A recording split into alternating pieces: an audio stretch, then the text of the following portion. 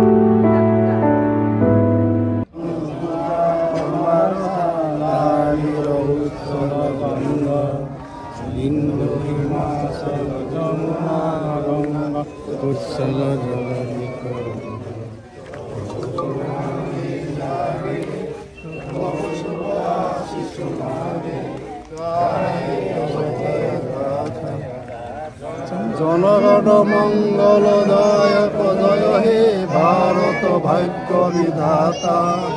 জয় হে জয় হে জয় হে ভারত মাতা কে ভারত মাতা কে বন্দে বন্দে।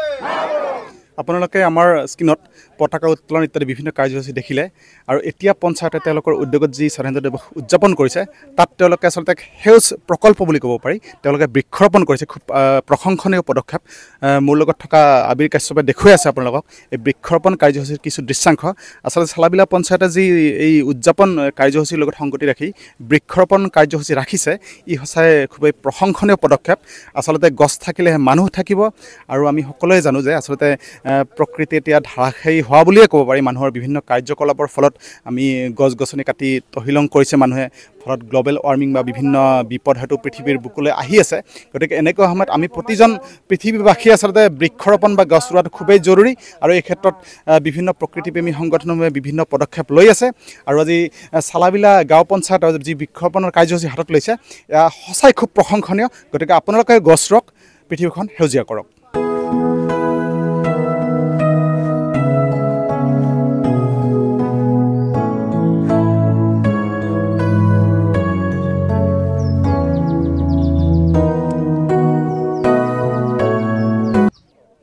আমাৰ আসাম টাইমছ 6ৰ দৰ্শকসকলে ইতিমধ্যে গম পাইছে যে আমি আছোঁ এতিয়া বঙাইগাঁও জিলাৰ মানিকপুৰ উন্নয়ন খণ্ডৰ অন্তৰ্গত যি চালাবিলা গাঁও পঞ্চায়তে তেওঁলোকৰ যি পঞ্চায়তৰ অন্তৰ্গত যি অমৃত সৰোবৰ তাৰ পাৰতেই আজি উদযাপন কৰিছে ৭৮ সংখ্যক স্বাধীনতা দিৱস। আৰু এই মুহূৰ্তত আপোনালোকে আমাৰ স্ক্ৰীণত দেখি আছে আচলতে যিটো অমৃত সৰোবৰৰ পাৰত তেওঁলোকে এই স্বাধীনতা দিৱস উদযাপন কৰিছে এই অমৃত সৰোবৰটোৰ অৱস্থা আচলতে আপোনালোকে যদি ভালদৰে লক্ষ্য কৰে এই অমৃত সৰোবৰটোৰ আচলতে ১/৩ অংশতেই অকল পানী আছে আৰু ইয়াৰ আচলতে ৪ভাগৰ ৩ভাগ অংশতে পানী নাই। আচলতে চৰকাৰী স্কিম অনুসৰি এই অমৃত সৰোবৰটোৰ যি গভীৰতা ই ৫ ফুট খন্দা হৈছিলে, কিন্তু হয়তো বহুতে মতামত দিয়া অনুসৰি আৰু হয়তো কিছু খান্দিলে হয়তো ইয়াত পানী থাকিব। কাৰণ আপোনালোকে এই অমৃত সৰোবৰটোৰ অৱস্থা দেখিছে। আজি এতিয়া ভৰ বাৰিষাৰ সময়তো কিন্তু এই অমৃত সৰোবৰটোত পৰ্যাপ্ত পানীৰ অভাৱ আৰু যি উদ্দেশ্যত এই অমৃত সৰোবৰটো খন্দা হৈছিলে যেনেকুৱা ধৰণৰ মৎস্য পালন ইত্যাদি বিভিন্ন কাৰ্যসূচী হাতত লৈ, কিন্তু আজি কিন্তু পানীৰ অভাৱত এই কাৰ্যসূচীসমূহ বা এই স্কিমসমূহ সম্পূৰ্ণ হ'ব বা ৰূপায়ণ হ'বনে নাই তাক লৈ কিন্তু সন্দেহ আছে।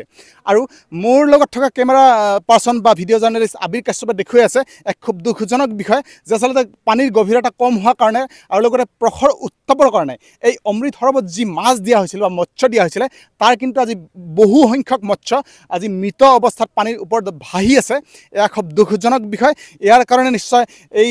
উন্নয়ন সমিতিৰ মানুহখিনি জগৰীয়া নহয় কাৰণ ইয়াৰ ফলত হয়তো যি চৰকাৰী স্কিম অনুসৰি যি সৰোবৰটোৰ যি গভীৰতা ইয়াক হয়তো বেছিকৈ খান্দিব লাগিছিলে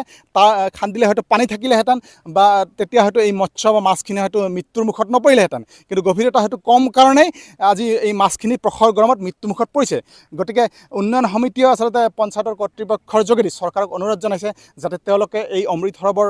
আকৌ খান্দে বা ইয়াৰ উন্নয়নৰ কাৰণে আকৌ যিখিনি প্ৰয়োজনীয় ব্যৱস্থা বাকী আছে সেইখিনি যাতে হাতত লয় আৰু লগতে আমি দেখুৱাম এই অমৃত সৰোবৰৰ চৌপাশে থকা যিখিনি ফেন্সিংখিনি সম্পূৰ্ণ কৰা হৈছে ঠিকেই কিন্তু আচলতে ফেন্সিংখিনি যিখিনি নেট দিয়া হৈছে তাক সুৰক্ষিত বা শক্তিশালী কৰি ৰাখিবলৈ তাৰ কিন্তু ওপৰত বা এনেকুৱা ছাইডত জীয়াই তাৰ এনেকুৱা প্ৰয়োজন হয় নহ'লে হয়তো জীয়াই তাৰ যদি দিয়া নহয় তেতিয়াহ'লে হয়তো গৰু বা ইত্যাদি পোহনীয়া জীৱ জন্তু সোমাই কিন্তু এই ইয়াত যিখিনি আঁচনি লোৱা হৈছে তাত ধ্বংসলীলা সৃষ্টি কৰিব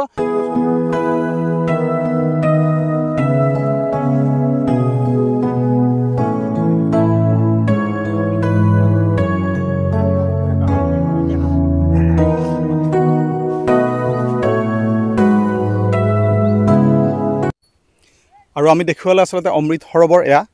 আৰু তাৰ পাৰতেই আছে এই গাঁৱৰ কাৰণে এখন গুৰুত্বপূৰ্ণ ঠাই আচলতে শ্মশানৰ গুৰুত্ব আপোনালোকে সকলোৱে বুজি পায় কিন্তু শ্মশানৰ যি অৱস্থা এই সন্দৰ্ভত এই গাঁওবাসীৰ কিছু অভিযোগ আছে গতিকে এই শ্মশানখনৰ যি অৱস্থা এই সন্দৰ্ভত কি ক'ব আমাৰ ইয়াত শ্মশানৰ যি মৃত ব্যক্তি দাহন কৰা হয় অতি নিম্নমানৰ আমি ৰাইজৰ তৰফৰ পৰা কিন্তু বাৰিষা আৰু এই যে বৰষুণ পৰি থাকিলে যিটো চৰকাৰীভাৱে গৃহ নিৰ্মাণ কৰি দি দাহন কৰাৰ সুব্যৱস্থা কৰি দিয়ে আমাকো যাতে সেই সুব্যৱস্থা কৰি দিয়ে তাৰ বাবে মই চৰকাৰক এই সংবাদ মাধ্যমৰ জৰিয়তে অনুৰোধ জনালোঁ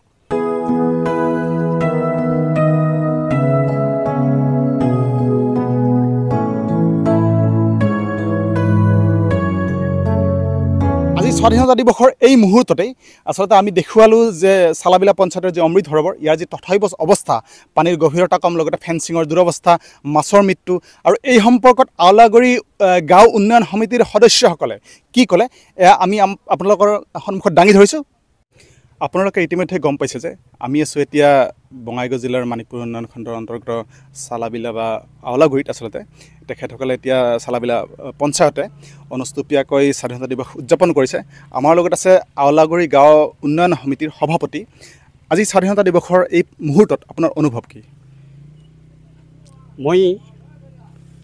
স্বাধীনতা দিৱসৰ এই কাৰ্যসূচীত অংশগ্ৰহণ কৰি সঁচাই আনন্দিত হৈছোঁ আৰু সেইবাবে মই বাঁছবাৰী চালাবিলা গাঁও পঞ্চায়তৰ সচিব মহোদয়ৰ জৰিয়তে ইয়াত যিখন পতাকা উত্তোলনৰ ব্যৱস্থা কৰিছে তাত নথৈ আনন্দিত হৈছোঁ আৰু তেওঁলোকক মই অশেষ ধন্যবাদ জ্ঞাপন কৰিছোঁ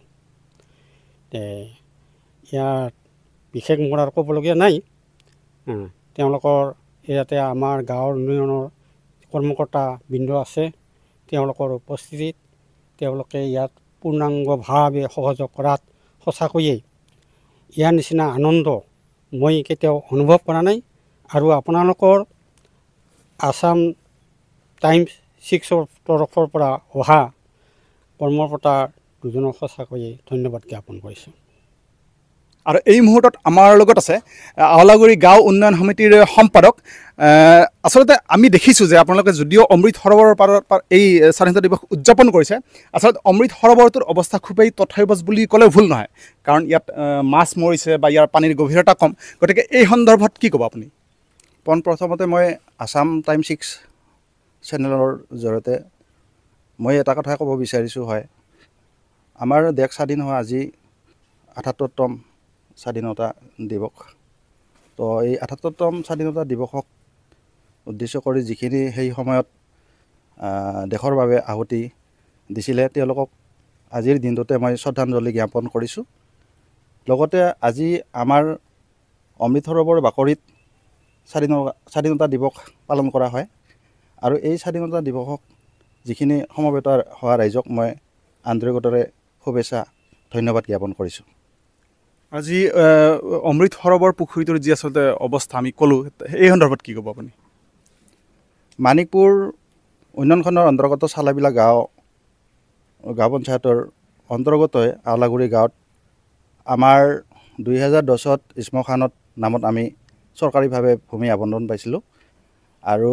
সেই 10 বিঘা ভূমিৰ আমি 7.5 বিঘা অৰ্থাৎ 1 হেক্টৰ ভূমি আমি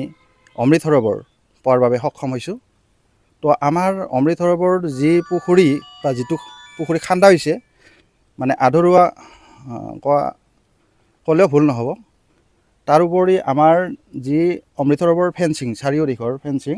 ফেঞ্চিঙৰ এতিয়ালৈকে জিএটাৰৰ ব্যৱস্থা কৰা নাই, যাৰ কাৰণে ফেঞ্চিঙৰ আমাৰ বহুতো ক্ষয় ক্ষতি হৈছে। কিছুমান দুৰ্বৃত্তই ফেঞ্চিং কাটি কিনে আমাৰ অমৃত সৰোবৰত গৰু ছাগল সোমাই আমাৰ গছ গছনি যি আমি ৰোপণ কৰিছিলোঁ এইবিলাক তহলং কৰিছে। আজি মই বিভাগীয় কৰ্তৃপক্ষক আহ্বান জনাম যাতে তেওঁলোকে আমাৰ অমৃত সৰোবৰ যি ফেঞ্চিং জিএটাৰ ব্যৱস্থা কৰি আমাৰ যি গছ ৰোপণ কৰা হৈছে যাতে সেই গছখিনি আমি সুৰক্ষিত ৰাখিব পাৰোঁ, এইখিনি মই আহ্বান জনাইছোঁ। আৰু আমি দেখিছোঁ যে আজি অমৃত সৰোবৰত বহুতো মাছৰ মৃত্যু হৈছে, খুব দুখজনক ঘটনা। কি ক'ব এই সন্দৰ্ভত? হয়, আমাৰ অমৃত সৰোবৰ মোটামুটি যিটো আমাৰ চৰকাৰী ইষ্টিমেট আছিল আৰু এই ইষ্টিমেট মতে পুখুৰীটো খান্দা হৈছিল যদিও মানে গভীৰতা খুব কম। তো যদি আপোনাৰ 3 ফুটমান আৰু 3 ফুট খান্দিলে হয়তো আমি ধৰক মাছৰ গ্ৰথটো পাম আৰু আমি কমিটিয়ে যথেষ্ট ইয়াত আমি লাভান্বিত হ'ব পাৰিম। আৰু আমি কমিটিয়ে লাভান্বিত হ'লে আমি গাঁও উন্নয়ন যিকোনো কাম কৰিব পাৰিম ইয়াৰ মূলতে। আৰু আজি এই ভৰ বাৰিষাত মাছবিলাক মৰিলে পানীৰ গভীৰতা কম হোৱাৰ বাবে, গতিকে আমি বিভাগীয় কৰ্তৃপক্ষক বা চৰকাৰক আমি অনুৰোধ জনাম যাতে আমাৰ অমৃত সৰোবৰটো পুনৰ খান্দি দি অহা দিনত আমি ইয়াৰ ওপৰত বা পুখুৰীৰ মৎস্য উৎপাদন কৰি অধিক লাভান্বিত হৈ ভৱিষ্যত আমি কিছু উন্নয়নৰ কাম কৰিব পাৰিম। গতিকে আমি আছাম টাইমছ 6ৰ দৰ্শকসকলক আমি দেখুৱালোঁ এই স্বাধীনতা দিৱস উদযাপনৰ বিভিন্ন দৃশ্যাৱলী। আৰু শেষত আকৌ এবাৰ আমাৰ আছাম টাইমছ 6ৰ ফালৰ পৰা এই গাঁওবাসী বা অঞ্চলবাসীৰ লগতে সমগ্ৰ ভাৰতবাসী বা অসমবাসীক আমি আকৌ এবাৰ স্বাধীনতা দিৱসৰ শুভেচ্ছা জনাইছোঁ। আজিলৈ আহিছোঁ, ধন্যবাদ।